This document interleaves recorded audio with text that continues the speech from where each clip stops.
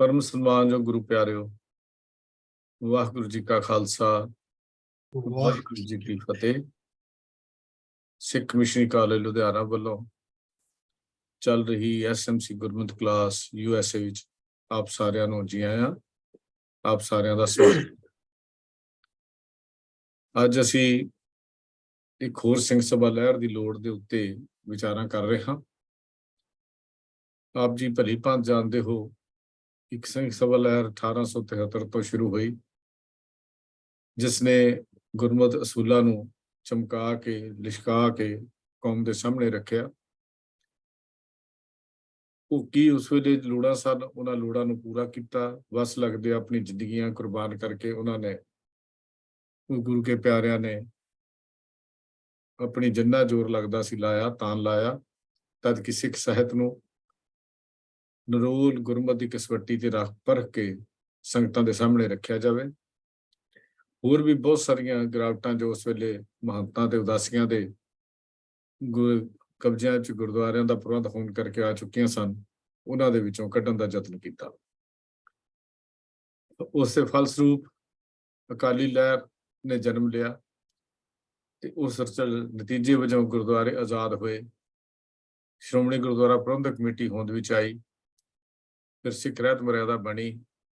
ਸਭ ਕੁਝ ਬਣਨ ਦੇ ਬਾਵਜੂਦ ਵੀ ਮੌਜੂਦਾ ਸਮੇਂ ਵਿੱਚ ਜਦੋਂ ਕੌਮ ਦੀ ਅਸੀਂ ਦਿਸ਼ਾ ਨੂੰ ਦੇਖਦੇ ਹਾਂ ਤਾਂ ਥੋੜ੍ਹਾ ਜਿਹਾ ਮਨ ਦੇ ਵਿੱਚ ਜ਼ਰੂਰ ਚਿੰਤਾ ਪੈਦਾ ਹੋ ਜਾਂਦੀ ਹੈ।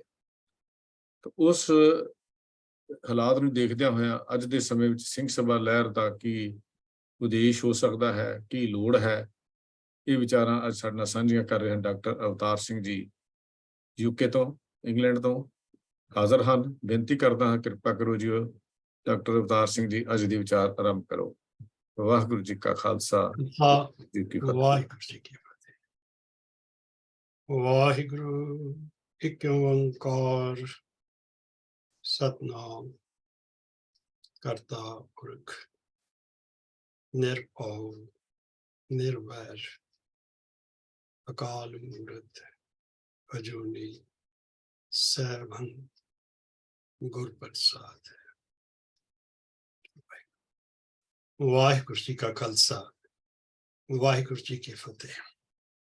ਬਹੁਤ ਧੰਨਵਾਦ ਵੀਰ ਹਰਜੀਤ ਸਿੰਘ ਜੀ। ਇਹ ਇੱਕ ਐਸਾ ਵਿਸ਼ਾ ਹੈ ਜਿਹਦੇ ਉੱਤੇ ਸਮੇਂ-ਸਮੇਂ ਸਾਨੂੰ ਵਿਚਾਰ ਕਰਨ ਦੀ ਜ਼ਰੂਰਤ ਪੈਂਦੀ ਹੈ, ਕਿਉਂਕਿ ਸਿੰਘ ਸਭਾ ਲਹਿਰ ਤਾਂ ਇੱਕ ਅੱਜ ਤੋਂ 150 ਸਾਲ ਪਹਿਲਾਂ ਕੁਝ ਪੰਥ ਦਾ ਦਰਦ ਰੱਖਣ ਵਾਲੇ ਲੋਕਾਂ ਨੇ ਸ਼ੁਰੂ ਕੀਤੀ ਸੀ ਤੇ ਉਸ ਲਹਿਰ ਨੂੰ ਚੱਲਦਾ ਰੱਖਣ ਦੇ ਲਈ ਜਾਂ ਉਹਨੂੰ ਕਾਮਯਾਬ ਕਰਨ ਦੇ ਲਈ ਉਹਨਾਂ ਨੇ ਬਹੁਤ ਘਾਲਣਾ ਘਾਲੀਆਂ, ਬੜੀਆਂ ਕੁਰਬਾਨੀਆਂ ਸੀ ਉਹਨਾਂ ਦੀਆਂ, ਬਹੁਤ ਮਿਹਨਤ ਸੀ, ਬਹੁਤ ਤਾਨੇ ਮਿਹਣੇ ਵੀ ਸਹਿਣੇ ਪਏ, ਬਹੁਤ ਸਾਰੇ ਹੋਰ ਵਿਤਕਰੇ ਵੀ ਉਹਨਾਂ ਨੂੰ ਸਹਿਣੇ ਪਏ। ਉਸ ਦੇ ਬਾਵਜੂਦ ਵੀ ਉਹਨਾਂ ਨੇ ਇੱਕ ਐਸੀ ਗਿਆਨ ਦੀ ਜੋਤ ਜਗਾਈ ਕਿ ਉਹਦੇ ਵਿੱਚੋਂ ਪੂਰੇ ਦਾ ਪੂਰਾ ਹੀ ਖਾਲਸਾਈ ਜਲੌ ਜਿਹੜਾ ਸੀ ਉਹ ਪ੍ਰਗਟ ਹੋ ਗਿਆ। ਤੇ ਸਿੰਘ ਸਭਾ ਲਹਿਰ ਨੂੰ ਆਪਾਂ ਪੁਨਰ ਜਾਗਰਤੀ ਲਹਿਰ ਵੀ ਕਹਿੰਦੇ ਹਾਂ। ਅਸੀਂ ਵੇਖਣਾ ਇਹ ਹੈ ਕਿ ਉਹ ਕਿਹੜੇ ਹਾਲਤ ਸਨ ਜਿਨ੍ਹਾਂ ਦੇ ਵਿੱਚ ਉਹ ਪੈਦਾ ਹੋਈ ਤੇ ਅੱਜ ਦੇ ਹਾਲਤਾਂ ਦੇ ਨਾਲ ਉਹ ਕਿਵੇਂ ਮੈਚ ਕਰਦੇ ਹੈ।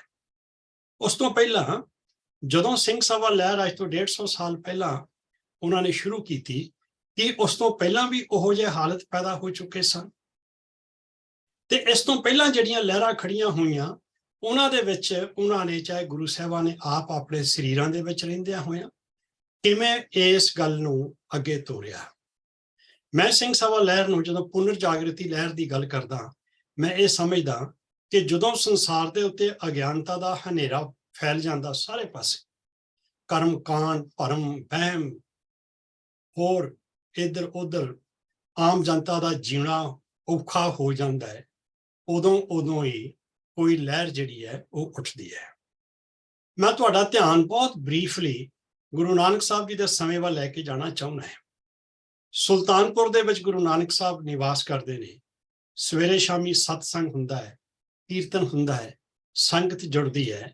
ਫਿਰ ਬਾਬਾ ਜੀ ਦੇਖਦੇ ਨੇ, ਭਾਈ ਗੁਰਦਾਸ ਜੀ ਦਾ ਜਿਹੜਾ ਹਵਾਲਾ ਹੈ, ਬਾਬਾ ਦੇਖੇ ਧਿਆਨ ਧਰ ਜਲਤੀ ਸਭ ਪ੍ਰਿਥਵੀ ਦਿਸ ਆਈ, ਬਾਝੋਂ ਗੁਰੂ ਗੁਬਾਰ ਹੈ ਕਰਦੀ ਸੁਣੀ ਲੁਕਾਈ, बाबे भेख बनाया, उदासी की रीत चलाई, चढ़िया सोधन धरत लोकाई। वो ਜਿਹੜੇ ਉਸ ਵੇਲੇ ਦੇ ਹਾਲਤ ਹੈ 1507 8 6 ਜਿਹੜਾ ਵੀ ਸਮਾਂ 1507 ਦੇ ਵਿੱਚ ਉਦਾਸੀਆਂ ਦਾ ਆਰੰਭ ਹੋਇਆ ਮੰਨਿਆ ਜਾਂਦਾ ਇਤਿਹਾਸਿਕ ਤੌਰ ਤੇ। ਉਸ ਵੇਲੇ ਵੀ ਸਾਰਾ ਸੰਸਾਰ ਜਿਹੜਾ ਹੈ ਗੁਰੂ ਦੇ ਗਿਆਨ ਤੋਂ ਬਗੈਰ ਅਗਿਆਨਤਾ ਦੇ ਹਨੇਰੇ ਵਿੱਚ ਸੜ ਰਿਹਾ ਤੇ ਆਮ ਜਨਤਾ ਹਾਹਾਕਾਰ ਪਈ ਹੋਈ ਹੈ ਤੇ ਉਹਦਾ ਇਲਾਜ ਗੁਰੂ ਨਾਨਕ ਸਾਹਿਬ ਨੇ ਲੱਭਿਆ, ਚੜਿਆ ਸੋਧਣ ਧਰਤ ਲੋਕਾਈ।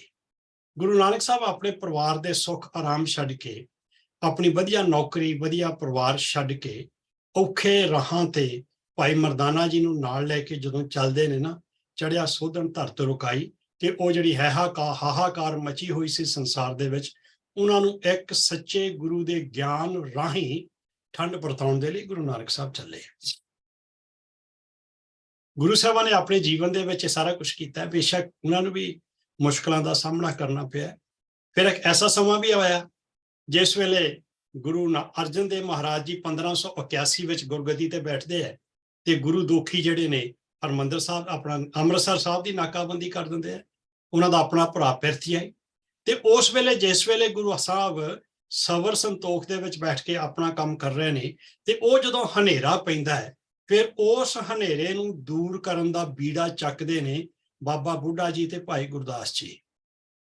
ਉਹਨਾਂ ਦੇ ਉਦਮ ਦੇ ਨਾਲ ਸੰਗਤਾਂ ਦੇ ਵਿੱਚ ਦੁਆਰਾ ਜਾਣਕਾਰੀ ਦਿੱਤੀ ਜਾਂਦੀ ਹੈ, ਪ੍ਰਚਾਰ ਕੀਤਾ ਜਾਂਦਾ ਤੇ ਉਹ ਜਿਹੜੇ ਪਖੰਡੀ ਡੇਰੇਦਾਰ ਬੈਠੇ ਬਣ ਕੇ ਉਹਨਾਂ ਦਾ ਪਾਜ ਹੈ ਜਿਹੜਾ ਉਹ ਉਘਾੜਿਆ ਜਾਂਦਾ ਹੈ। ਤੇ ਬਾਬਾ ਬੁੱਢਾ ਜੀ ਤੇ ਭਾਈ ਗੁਰਦਾਸ ਜੀ ਵੱਲੋਂ 1581 ਨੂੰ ਸ਼ੁਰੂ ਕੀਤਾ ਉਹ ਜਿਹੜੀ ਪ੍ਰਚਾਰ ਦੀ ਮੁਹਿੰਮ ਹੈ, ਉਹ ਵੀ ਸਿੰਘ ਸਭਾ ਲਹਿਰ ਦੇ ਪ੍ਰਚਾਰ ਨਾਲੋਂ ਵੱਖਰੀ ਨਹੀਂ ਹੈ। ਬੇਸ਼ੱਕ ਉਸ ਵੇਲੇ ਗੁਰੂ ਅਰਜਨ ਸਾਹਿਬ ਸੱਚੇ ਪਾਤਸ਼ਾਹ ਆਪ ਆਪਣੇ ਸਰੀਰਾਂ ਦੇ ਵਿੱਚ ਕਾਇਮ ਨੇ। ਫਿਰ ਗੁਰੂ ਤੇਗ ਬਹਾਦਰ ਮਹਾਰਾਜ ਦੀ ਗੁਰਗੱਦੀ ਦੇ ਸਮੇਂ, ਜਿਸ ਵੇਲੇ 1664 ਦੇ ਵਿੱਚ ਦਾ ਸਮਾਂ ਇਹ, ਉਸ ਵੇਲੇ 22 ਮੱਝੀਆਂ ਲੱਗ ਜਾਂਦੀਆਂ। ਉਹਦਾ ਕਿਵੇਂ ਟਾਕਰਾ ਕੀਤਾ ਜਾਂਦਾ, ਕਿਵੇਂ ਮੁਕਾਬਲਾ ਕੀਤਾ ਜਾਂਦਾ ਹੈ, ਇਹ ਗੱਲਾਂ ਸਾਡੇ ਧਿਆਨ ਦੇ ਵਿੱਚ ਹੋਣੀਆਂ ਚਾਹੀਦੀਆਂ ਨੇ। ਗੁਰੂ ਤੇਗ ਬਹਾਦਰ ਸਾਹਿਬ ਗੁਰਗੱਦੀ ਤੇ ਬਿਰਾਜਮਾਨ ਹੋਣ ਤੋਂ ਬਾਅਦ, ਸੰਗਤਾਂ ਦੇ ਵਿੱਚ ਪ੍ਰਗਟ ਹੋਣ ਤੋਂ ਬਾਅਦ ਹਰਿਮੰਦਰ ਸਾਹਿਬ ਦਰਸ਼ਨਾਂ ਵਾਸਤੇ ਆਉਂਦੇ ਨੇ ਤੇ ਪੁਜਾਰੀ ਦਰਵਾਜ਼ੇ ਬੰਦ ਕਰਕੇ ਦੌੜ ਜਾਂਦਾ ਹੈ। ਤੇ ਗੁਰੂ ਸਾਹਿਬ ਉੱਥੇ ਕਿਹੜੀ ਅਪਰੋਚ ਲੈਂਦੇ ਹੈ ਉਸ ਸਮੇਂ ਦੇ ਉੱਤੇ, ਉਹ ਵੀ ਸਾਨੂੰ ਆਪਣੇ ਧਿਆਨ ਦੇ ਵਿੱਚ ਰੱਖਣ ਦੀ ਲੋੜ ਹੈ। ਬੇਸ਼ੱਕ ਉਸ ਵੇਲੇ ਗੁਰੂ ਸਾਹਿਬ ਆਪ ਆਪਣੇ ਸਰੀਰਾਂ ਦੇ ਵਿੱਚ ਵਿਚਰ ਰਹੇ ਹੈ, ਪਰ ਫਿਰ ਵੀ ਜਿਹੜਾ ਅਗਿਆਨਤਾ ਦਾ ਹਨੇਰਾ ਹੈ ਉਹ ਗਿਆਨ ਦੇ ਸੂਰਜ ਨੂੰ ਢਕਣ ਦਾ ਯਤਨ ਕਰਦਾ ਹੈ। ਭਾਈ ਗੁਰਦਾਸ ਜੀ ਜਦੋਂ ਗੁਰੂ ਨਾਨਕ ਸਾਹਿਬ ਦੇ ਆਗਮਨ ਸਮੇਂ ਹੀ ਸੱਚ ਦਾ ਚੰਦਰਮਾ ਚੜ੍ਹਨ ਦੀ ਗੱਲ ਕਰਦੇ ਹੈ, ਸੱਚ ਦਾ ਸੂਰਜ ਚੜ੍ਹਨ ਦੀ ਗੱਲ ਕਰਦੇ ਹੈ, ਸੂਰਜ ਚੜ੍ਹਦੇ ਹੀ ਹਨੇਰਾ ਦੂਰ ਹੋ ਜਾਣ ਦੀ ਗੱਲ ਕਰਦੇ ਹੈ, ਤੇ ਉਹ ਗਿਆਨ ਰਾਹੀਂ ਗੁਰੂ ਨਾਨਕ ਸਾਹਿਬ ਨੇ ਮਨੁੱਖਤਾ ਦੇ ਅਗਿਆਨਤਾ ਦਾ ਹਨੇਰਾ ਦੂਰ ਕੀਤਾ ਸੀ। ਜਦੋਂ ਗੁਰੂ ਸਾਹਿਬ 1699 ਦੇ ਵਿੱਚ ਸ਼ਖਸੀ ਖਤਮ ਕਰਨ ਤੋਂ ਬਾਅਦ ਖਾਲਸਾਈ ਰਵਾਇਤਾਂ ਦਾ ਆਰੰਭ ਕਰਕੇ ਖਾਲਸਾ ਸਾਜ ਦਿੰਦੇ ਹੈ, ਪੰਜ ਪ੍ਰਧਾਨੀ ਸਿਸਟਮ ਜਿਹੜਾ ਉਹ ਸਾਹਮਣੇ ਲੈ ਆਉਂਦੇ ਹੈ, ਜਦੋਂ ਹਰ ਪਾਸਿਓਂ ਸਾਰਾ ਸਰੀਰਾਂ ਦਾ ਸੰਬੰਧ ਖਤਮ ਕਰ ਦਿੱਤਾ ਜਾਂਦਾ ਹੈ, ਤੇ ਉਸ ਵੇਲੇ ਵੀ ਸਭ ਤੋਂ ਵੱਡਾ ਵਿਰੋਧ ਇਸ ਸੱਚ ਦੇ ਸੂਰਜ ਨੂੰ ਢਕਣ ਵਾਸਤੇ ਲੋਕਾਂ ਨੇ ਕੀਤਾ ਸੀ, ਚਾਹੇ ਉਹ ਬ੍ਰਾਹਮਣ ਦੇ ਰੂਪ ਵਿੱਚ ਸੀ, ਚਾਹੇ ਉਹ ਰਾਜਨੀਤਿਕ ਸ਼ਕਤੀ ਦੇ ਰੂਪ ਦੇ ਵਿੱਚ ਸੀ। ਜਦੋਂ ਵੀ ਅਸੀਂ ਧਰਮ ਪ੍ਰਚਾਰ ਦੀ ਗੱਲ ਕਰਾਂਗੇ ਤੇ ਧਰਮ ਦੇ ਪ੍ਰਚਾਰ ਦੇ ਨਾਲ ਨਾਲ ਗੱਲ ਕਰਦੇ ਕਰਦੇ ਅਸੀਂ ਸਿਆਸੀ ਹਾਲਤਾਂ ਨੂੰ ਨਜ਼ਰਅੰਦਾਜ਼ ਨਹੀਂ ਕਰ ਸਕਦੇ, ਕਿਉਂਕਿ ਉਹ ਜਿਹੜੇ ਅਗਿਆਨਤਾ ਦੇ ਵਪਾਰੀ ਹੁੰਦੇ ਹੈ ਉਹ ਸਿਆਸੀ ਤਾਕਤਾਂ ਨੂੰ ਵਰਤ ਕੇ ਸੱਚ ਦਾ ਸੂਰਜ ਢਕਣ ਦਾ ਯਤਨ ਕਰਦੇ ਹੈ।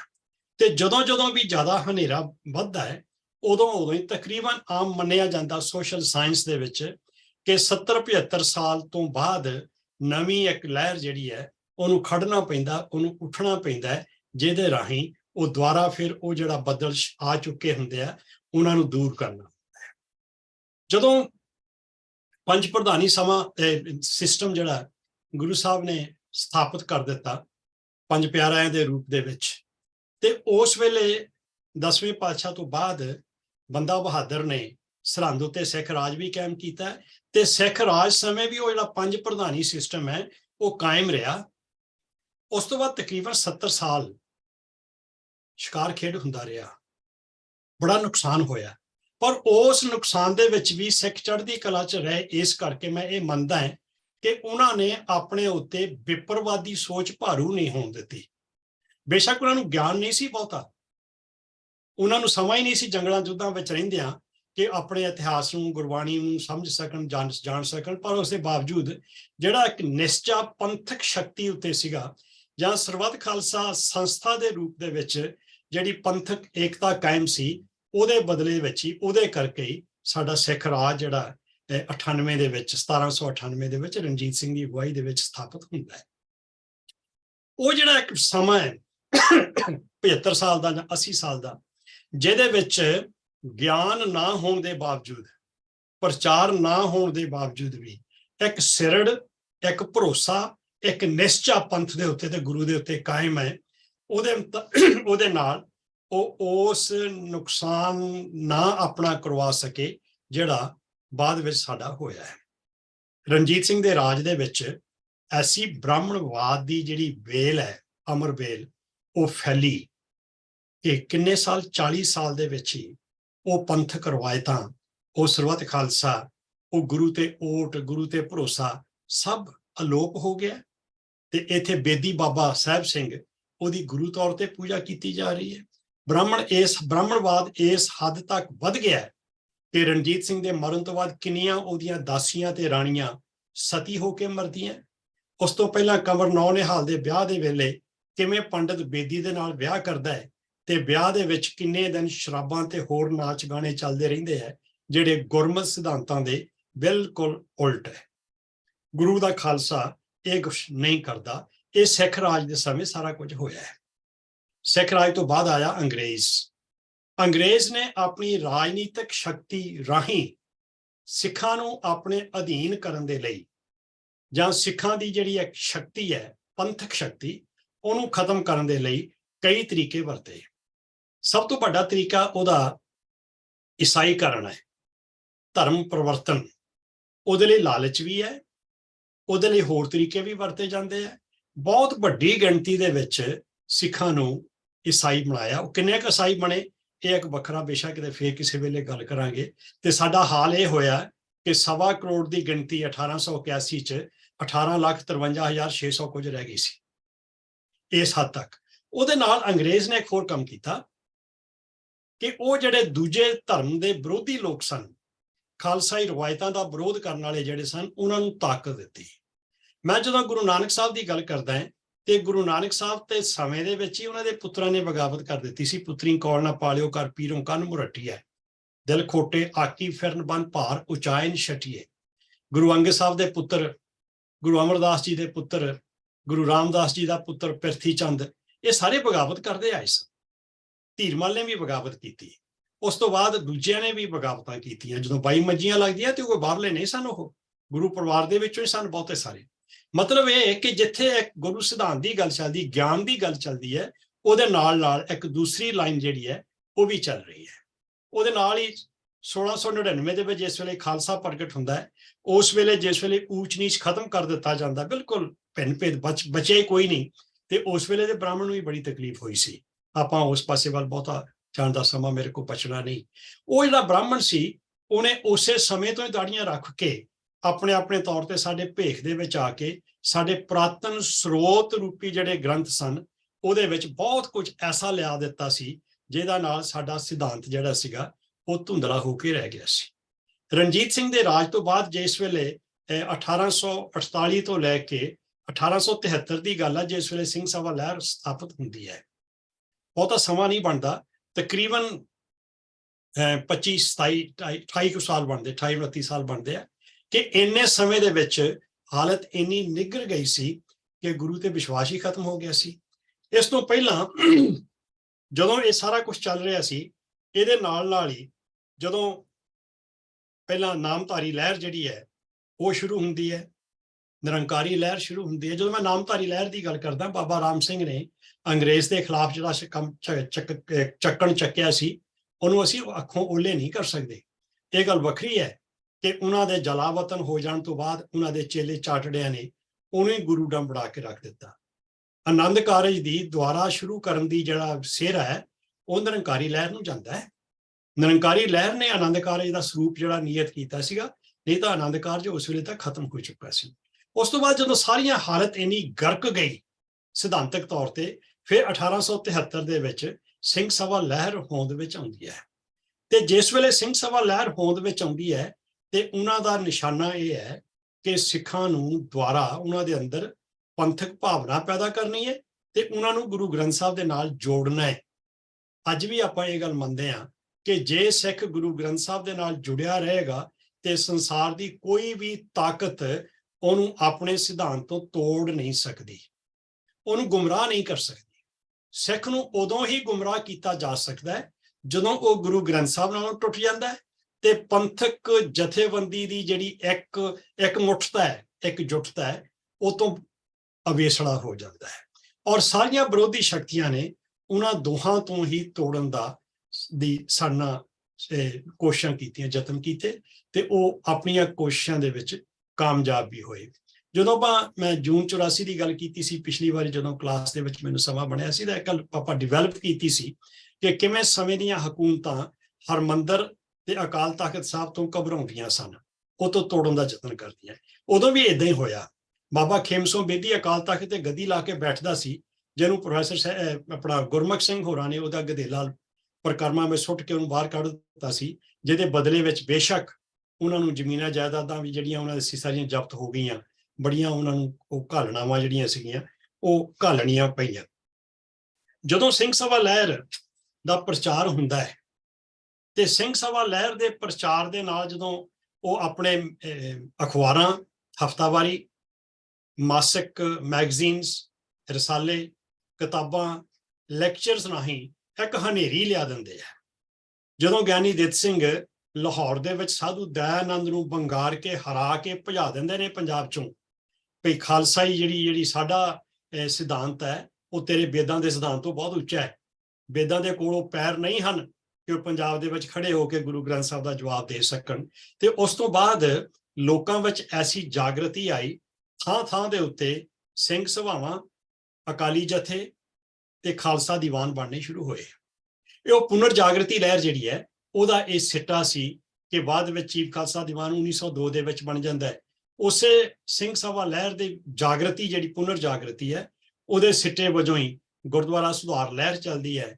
ਮਹੰਤਾਂ ਦੇ ਕਬਜ਼ੇ ਛੁਡਾਏ ਜਾਂਦੇ ਨੇ, ਹਰਮੰਦਰ ਸਾਹਿਬ ਦੇ ਅੰਦਰ ਹੋ ਰਹੇ ਜਿਹੜੇ ਕਰਮਕਾਂਡ ਹੈ ਉਹਨਾਂ ਨੂੰ ਰੋਕਿਆ ਜਾਂਦਾ ਹੈ ਤੇ ਰੋਕ ਕੇ ਸੰਗਤਾਂ ਦੇ ਹੱਥ ਵਿੱਚ ਪ੍ਰਬੰਧ ਲਿਆਂਦਾ ਜਾਂਦਾ ਹੈ ਤੇ ਸ਼੍ਰੋਮਣੀ ਗੁਰਦੁਆਰਾ ਪ੍ਰਬੰਧਕ ਕਮੇਟੀ ਤੇ ਸ਼੍ਰੋਮਣੀ ਅਕਾਲੀ ਦਲ ਹੋਂਦ ਵਿੱਚ ਆ ਜਾਂਦੇ ਹੈ ਤੇ ਪੰਥ ਦੀ ਏਕਤਾ ਕਾਇਮ ਰੱਖਣ ਦੇ ਲਈ ਇੱਕ ਪੰਥ ਪ੍ਰਵਾਨਿਤ ਸਿੱਖ ਰਹਿਤ ਮਰਿਆਦਾ ਜਿਹੜੀ ਹੈ ਉਹਦੀ ਹੋਂਦ ਆ ਜਾਂਦੀ ਹੈ, ਉਹ ਬਣ ਜਾਂਦੀ ਹੈ, ਜਿਹਦੇ ਰਾਹੀਂ ਪੂਰੇ ਸੰਸਾਰ 'ਚ ਵੱਸਦਾ ਸਿੱਖ ਹੈ ਜਿਹੜਾ ਉਹ ਅਕਾਲ ਤਖਤ ਸਾਹਿਬ ਰਾਹੀਂ ਸਰਬੱਤ ਖਾਲਸੇ ਦੇ ਸੰਕਲਪ ਅਧੀਨ ਇਕਸਾਰਤਾ ਦੇ ਵਿੱਚ ਪਰੋਇਆ ਜਾਂਦਾ ਹੈ। ਇਹ ਸਿੰਘ ਸਭਾ ਲਹਿਰ ਦੀ ਪ੍ਰਾਪਤੀ ਦਾ ਸਿਖਰ ਹੈ।